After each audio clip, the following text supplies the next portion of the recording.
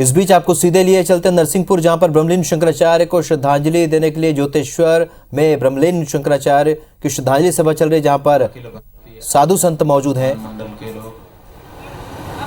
ज्योतिष पीठ बदरिकाश्रम हिमालय, श्री शारदा पीठ द्वारका से संबद्ध जन और इस तरह से वे सभी जो केंद्रीय विभूति परम पूज्य महाराज श्री से जुड़े हुए थे, आप सभी का आज की श्रद्धांजलि सभा में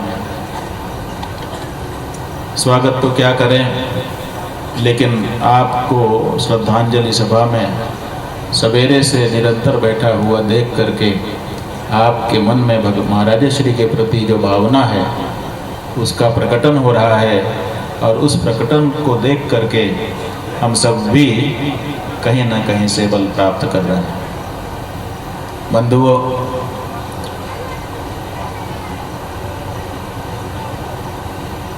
बात छोटे में भी कही जा सकती है और बड़े में भी कही जा सकती है। भगवान शंकराचार्य को तो भाष्यकार के रूप में ही पहचाना जाता है। सूत्र भाष्य कृतौ वंदे भगवंतो। बादरायण व्यास विस्तारक होने के नाते भी सूत्रकार के रूप में जाने जाते हैं, और भगवान शंकराचार्य सूत्र के रूप में कहने के बाद भी भाष्यकार के रूप में जाने जाते हैं। क्यों? क्योंकि भाष्य करने के साथ साथ आवश्यकता पड़ने में अति संक्षिप्त वाक्य में भी सब कुछ कह देने की क्षमता उनके अंदर है।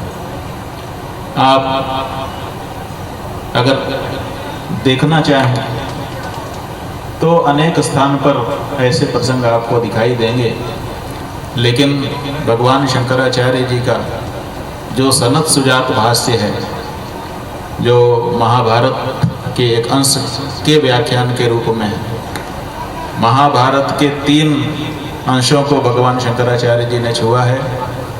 एक तो श्रीमद् भगवद गीता पर भाष्य किया है, दूसरे विष्णु सहस्र नाम पर भाष्य किया है, और तीसरे सनत सुजातों के द्वारा धृतराष्ट्र को जो उपदेश दिया गया है उस पर उन्होंने भाष्य किया है। सनत सुजात भाष्य की भूमिका अगर आप पढ़ें, 5 ही पंक्तियां हैं, लेकिन उन 5 पंक्तियों में भगवान शंकराचार्य जी ने वो सब कुछ कह दिया है जो सारे संसार के ग्रंथों में कहा जा सकता है।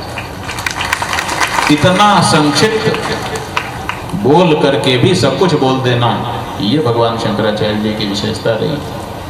इसलिए बहुत लंबे समय तक बोला जाए जरूरी नहीं है। ये बात हम इसलिए कह रहे हैं क्योंकि सूर्यास्त होने वाला है, और सूर्यास्त से हम मौन हो जाते हैं, तो अब 4-5 मिनट ही बचे हैं। इसलिए हमको उतने में ही जो कुछ कहना है। आप लोग ये ना सोचें कि कम क्यों बोला। कल सूर्योदय पे मिलिए, जितना लंबा आप कहेंगे हम उतना बोलेंगे। जब हमने ये मौन का नियम लिया तो हमारे गुरु भाइयों ने तुरंत गुरु जी को बताया कि उनका तो ये नियम हो गया है। तो गुरु जी ने कहा कि बहुत जरूरी है, ऐसा होना चाहिए। दिन भर बोलते रहने के बाद कुछ आध्यात्मिक ऊर्जा बनी रहनी चाहिए। तो गुरुजी ने समर्थन की, और फिर बाद में हमको उसके रहस्य भी बताए। इसीलिए भगवान शंकराचार्य जी जब कहते हैं तो कहते हैं, श्लोकार्धेन प्रवक्ष्यामि यदुक्तम ग्रंथ कोटि भी।